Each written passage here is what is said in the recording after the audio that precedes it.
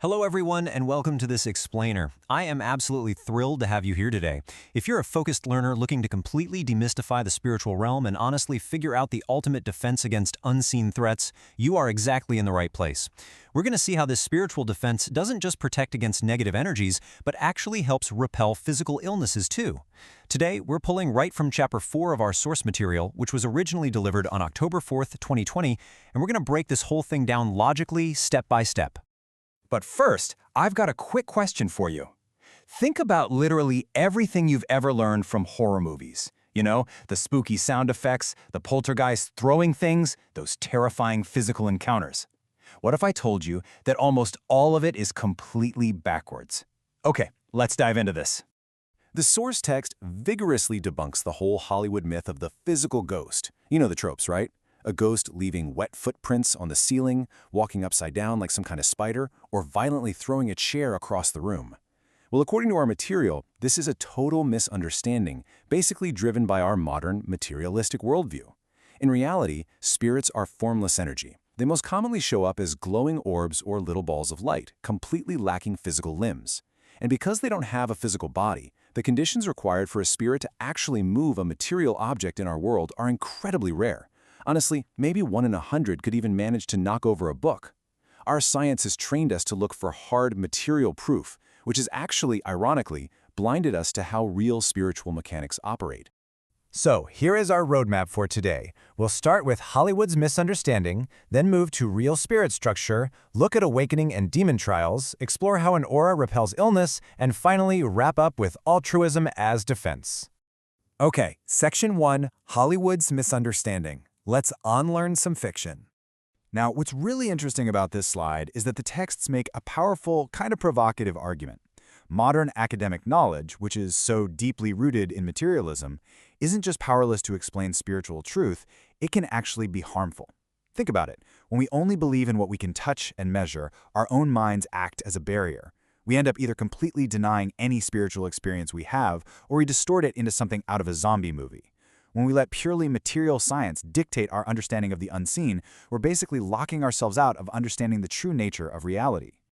Moving on to Section 2, Real Spirit Structure. We're going way beyond scary monsters here. Rather than literal demons holding pitchforks, the sources categorize these entities as beings that are essentially trapped by specific earthly desires. First up, we have the Tengu. These entities are driven by immense pride, ambition, and this massive thirst for power. They'll actually often help people achieve rapid success in business or politics, but because that success lacks genuine love, it almost always ends in a sudden, catastrophic fall. Then we have the Senin. You can kind of think of them as the obsessive tech nerds of the spirit world. They are highly skilled, intensely focused on their craft, but they're completely isolated and totally lack social connection. Finally, the Yokai. These are your tricksters, driven entirely by deceit. Their absolute biggest fear is having their true, often animalistic nature exposed to the light. Do you notice the pattern here? None of these beings are enlightened. They operate entirely on self-interest and unrefined ego. And guys, this is exactly where the danger lies. If you try to force open your spiritual window just out of a desire for special powers or without a solid foundation of deep humility, you act as a literal magnet for those exact ego-driven entities. The text emphasizes that the absolute best shields you have when exploring the unseen are just rationality and common sense. If a voice in your head tells you you're the chosen one or encourages you to do something totally irrational, yeah, that's not enlightenment, that's a trickster. An unearned spiritual awakening without a grounded mind is incredibly dangerous. Let's look at Section 3, Awakening and Demon Trials, sort of a micro-hero's journey. The core term we need to look at here is Guma Jodo. It refers to the specific trials and demonic forces a person has to conquer right before achieving true enlightenment, just like the Buddha experienced under the Bodhi tree. And this brilliantly illustrates that these demonic trials aren't just random, meaningless horror. No, they are an absolutely necessary hurdle. It's like a final exam on the path to awakening. But you might be wondering, why do these trials even happen in the first place? Well, as your spiritual light grows, it acts like a beacon in the dark, and that attracts attention. But these forces can't just attack you out of nowhere. They need a hook. Unresolved past traumas act as thorns in your mind that negative entities can latch right onto. Arrogance, anger, or just a desperate desire to be special creates this negative frequency that they tune into perfectly. So defeating them doesn't require some magic spell, it requires rigorous, grounded self-assessment. You have to reflect deeply on your past, pull out those psychological thorns, and actively eliminate base animalistic traits like deceit and intense anger. Section 4. Aura Repelling Illness. Let's talk about real spiritual defense.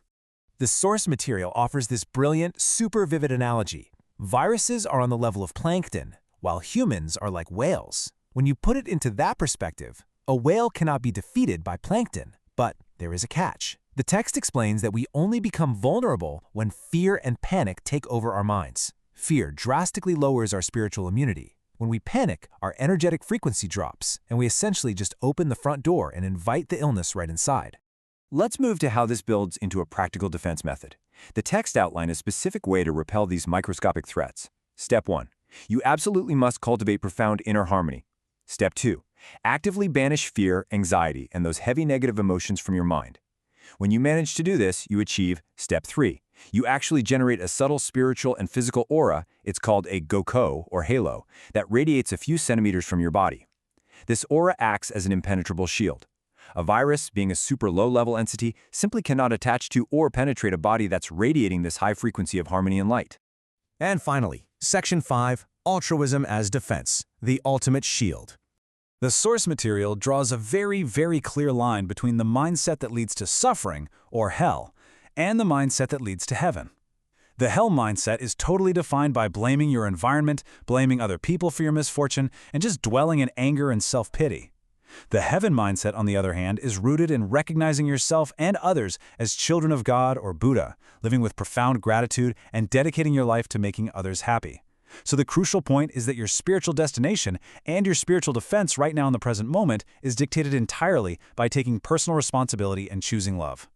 Which brings us to the true essence of Guma, the act of conquering demons. Now, the sources do note that aliens and vast cosmic spirit worlds are very real facts of our universe. But defeating darkness isn't about epic magical space battles. True Guma is intensely practical. It happens when you absolutely refuse to blame others for your problems, and when you recognize the divine light in everyone around you. The ultimate spiritual armor isn't a spell, it is a life dedicated to altruism.